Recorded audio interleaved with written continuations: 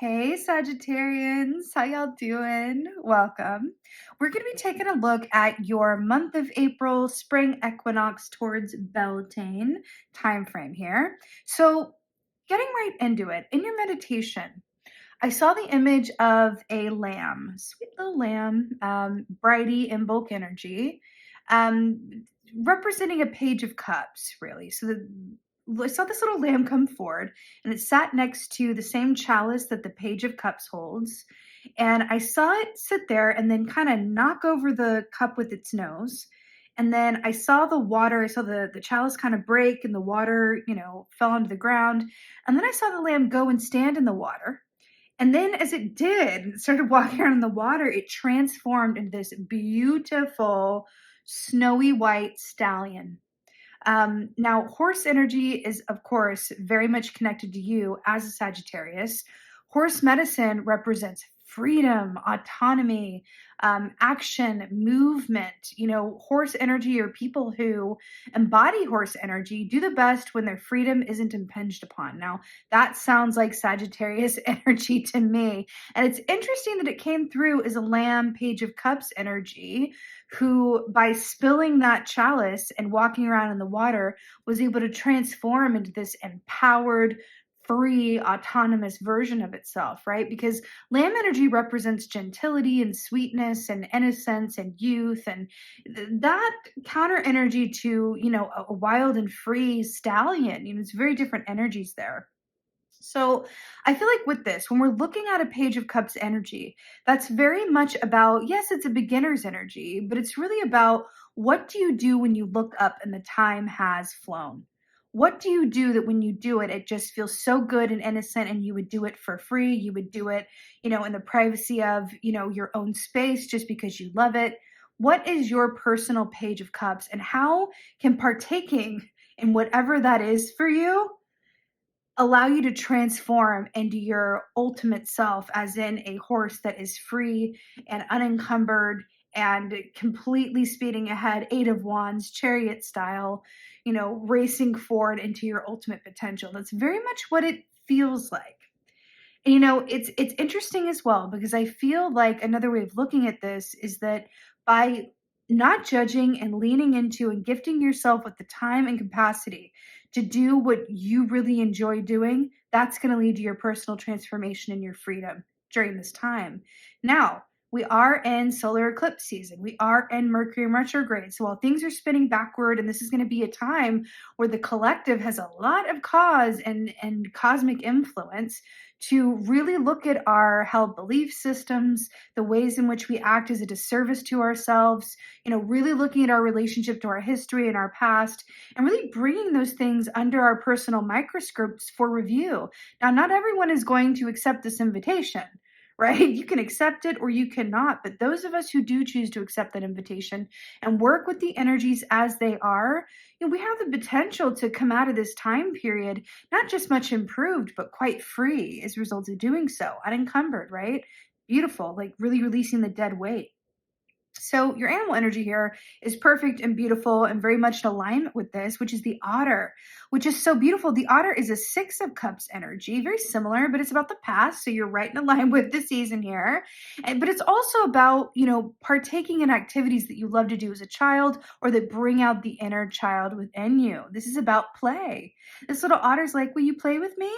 It's water energy, and it's allowing yourself to really be in that mindset of a child, right? Back to that Page of Cups, that lamb energy. So it's like leaning into that is going to be the key for you in some very marked ways. So I love that for you. And listen to yourself, listen to your feelings, really key into those impulses. If that say, hey, I need to play, or I want to play, or I want to be free, really lean into those, because that's going to be quite medicinal for you and lead to some unexpected surprises as well, because this is the season of the plot twist with everything we have going on planetary wise. So this is kind of your map as to how to align with those things for your highest and best good. So you're coming through this season as the Seven of Swords. Now let's talk. Seven of Swords is really about the ways in which we self-sabotage. It's how we act outside of our integrity or at a disservice to ourselves and others. But this is also about needing to shed some weight, whether that's, energetic or in some other form for yourself. But it's about really looking at, what's no longer working for you, or what's holding you back or infringing upon your spirit or your time. Really going, you know what? I need to find a way to release that. I need to find a way to say yes to myself, even if it means saying no thank you to others or certain things in your life, right? The fact that you are coming through as the energy that is about bringing into the light of day things that only previously existed hidden in the dark just tells me that you are very much in alignment with this season. Like, the fact that you're coming through in this way is like, you better work it out, Sagittarius, because that's exactly what this season is calling for. This season is inviting all of us to step into our Seven of Swords selves and do so consciously. Choose to do it, as opposed to having things happen to us or at us that lead us to the same place anyway. This is you showing up and going, I choose to engage with the energy as it is and get the most out of it. I'm not going to avoid. I'm not going to numb out. I'm going to choose to be within this time and let it work for me, not against me. Now, in your place of challenge, now this is interesting. This lines up as well. Ten of Swords. This is about endings that really, really want to happen. This is about putting to rest, putting to bed. I feel like, the swords rule the realm of the mind. So I do feel like for a good chunk of y'all, this is very much about the ways in which you go about your habitual patterns around, worst case scenario thinking, or how you approach problems, or even how you approach, your relationship to endings. You're really being asked to look at that and really make the conscious decision to go, no more of this. I'm choosing something else. On the other side of this Ten of Swords is the Ace of Swords, which is truth, big realizations.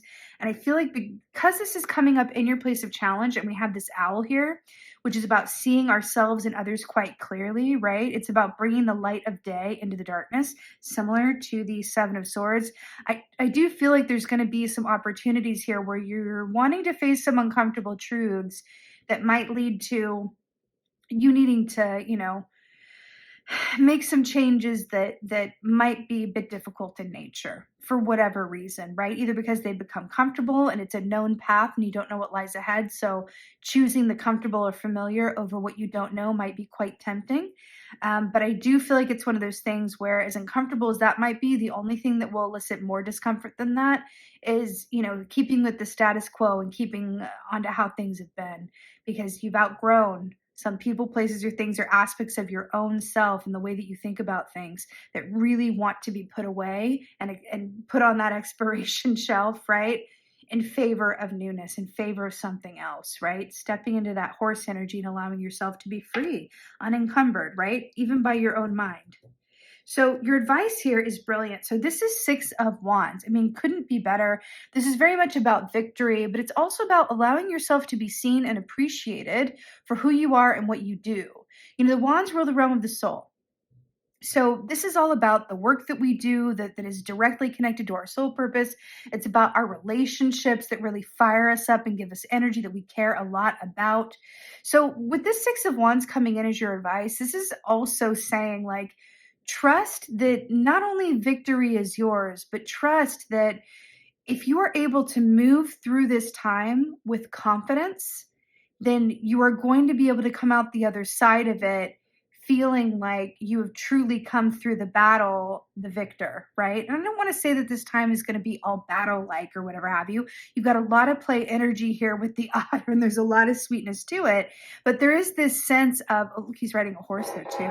There is also this sense as well of, trusting that you have everything that you need within and around you to move through this time with success, achievement, and also really attracting a lot of the rewards for the work that you've put in previously, because this is also reaping the benefits, reaping the rewards of work that you've put in. So that's really beautiful as well, right? Allowing yourself to ride through as the victor that you are, right? But there is something about the public eye here that I'm feeling as well, and allowing yourself to be seen, allowing yourself to go public about something, or allowing yourself to put yourself out there in a way. There's something about that. Now, or maybe take a chance on something. So in your place of victories, this is stunning. This is Three of Cups. This is having things to celebrate. This is good news. This is joy. This is laughter. This is harmony. This is absolutely beautiful that this is coming up in your place of victories. Do you notice there's so much good energy about water for you during this time period? So you know, in this position, this is just showing that there's going to be some news worth celebrating. And again, like I said, this is going to be the time frame of the plot twist and some things that come through unexpectedly. But I feel like for you, there's going to be some good news coming your way. But I do feel like it is directly tied, because this is your advice, right? It's directly tied to you putting yourself out there in some way or taking a chance in some way, allowing yourself to be seen, or yeah, there's something about going outside of your comfort zone leads you to something to celebrate. And hey, sometimes it really happens that way. Your outcome is the Two of Pentacles. Now, I do love this for you because Two of Pentacles traditionally is about juggling work and personal life. It's about being able to multitask and have, more than one thing going on. But this is a happy energy. This is a happy, successful juggling, right? So the fact that this is coming through as your outcome, this really indicates that you're going to have a lot of good going on, especially with your victory of the Three of Cups. It's like, oh, well, that's a good problem to have, right? That's what this feels like for you. But I also feel like with this hawk energy here as well, I do feel like you're going to be in a position where you're able to see the potential in something before you actually see the fruits of that labor. And it's going to allow you to place bets in a way that really pay off, maybe in surprising amounts. So again, I'm seeing like risk equals reward. The greater the risk, the greater the reward. But it all feels like a safe bet at the same time. It feels incredibly positive. Now, your oracle here, the Dragon's Duel, which is interesting because I have channeled dragon energy for Sagittarians for a long time. There's something about that energy that it feels very home-based to your sign.